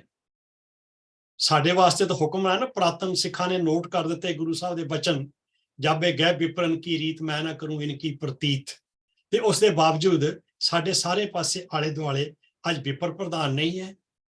ਗਿਆਨੀ ਦਿੱਤ ਸਿੰਘ ਹੋਰਾਂ ਦਾ ਆਰਟੀਕਲ ਤੁਹਾਡੇ ਨਾਲ ਸਾਂਝਾ ਕਰਨ ਦਾ ਮਤਲਬ ਮੇਰਾ ਇੰਨਾ ਹੀ ਸੀ ਕਿ ਜਿਹੋ ਜਿਹੇ ਹਾਲਤ ਉਸ ਵੇਲੇ ਸਨ, ਅੱਜ ਉਸ ਤੋਂ ਹਾਲਤ ਚੰਗੇ ਨਹੀਂ ਹਨ। ਅੱਜ ਵੀ ਹਾਲਤ ਬਹੁਤ ਖਰਾਬ ਹੈ। ਇਹ ਨਹੀਂ ਹੈ ਕਿ ਅੱਜ ਕੁਝ ਹੋ ਨਹੀਂ ਰਿਹਾ, ਮੈਂ ਇਹ ਗੱਲ ਨਹੀਂ ਮੰਨਦਾ, ਹੋ ਰਿਹਾ। ਪਰ ਜੋ ਕੁਝ ਹੋ ਰਿਹਾ ਹੈ ਉਸ ਦੇ ਬਾਵਜੂਦ ਵੀ ਜਿਹੜੇ ਸਿੱਟੇ ਨਿਕਲਣੇ ਚਾਹੀਦੇ ਨੇ, ਉਹ ਸਿੱਟੇ ਸਾਡੇ ਸਾਹਮਣੇ ਨਹੀਂ ਹਨ। ਅੱਜ ਉਹਨਾਂ ਲੋਕਾਂ ਨੂੰ ਮੈਨੂੰ ਨਾ ਪੁੱਛਿਓ ਕਿ ਇਹਦਾ ਹੱਲ ਕੀ ਹੈ, ਸਾਨੂੰ ਕੀ ਕਰਨਾ ਚਾਹੀਦਾ ਹੈ। ਉਹਨਾਂ ਲੋਕਾਂ ਸਾਰਿਆਂ ਨੂੰ ਸਿਰ ਜੋੜ ਕੇ ਇਕੱਠੇ ਹੋਣਾ ਦੀ ਲੋੜ ਹੈ। ਗੁਰਮਤ ਵਿਧੀ ਦੇ ਮੁਤਾਬਕ, ਜਿਹੜੀ ਵਿਧੀ ਗੁਰੂ ਸਾਹਿਬਾਂ ਨੇ ਸਾਨੂੰ ਦਿੱਤੀ ਸੀ, ਉਹਦੇ ਮੁਤਾਬਕ ਇੱਕ ਵਾਰੀ ਇਕੱਠੇ ਹੋ ਕੇ ਪ੍ਰੋਗਰਾਮ ਉਲੀਕਣ ਦੀ ਲੋੜ ਹੈ। ਇਹ ਨਹੀਂ ਹੈ ਕਿ ਅੱਜ ਗਿਆਨੀ ਦਿੱਤ ਸਿੰਘ ਵਰਗੇ ਕੁਰਬਾਨੀ ਕਰਨ ਵਾਲੇ ਲੋਕ ਨਹੀਂ ਹਨ ਕੌਮ ਦੇ ਵਿੱਚ। ਇਹ ਵੀ ਨਹੀਂ ਹੈ ਕਿ ਪ੍ਰੋਫੈਸਰ ਗੁਰਮੁਖ ਸਿੰਘ ਵਰਗੇ ਵਿਦਵਾਨ ਨਹੀਂ ਹਨ ਕੌਮ ਦੇ ਵਿੱਚ। ਨਾ, ਮੈਂ ਨਹੀਂ ਮੰਨਦਾ।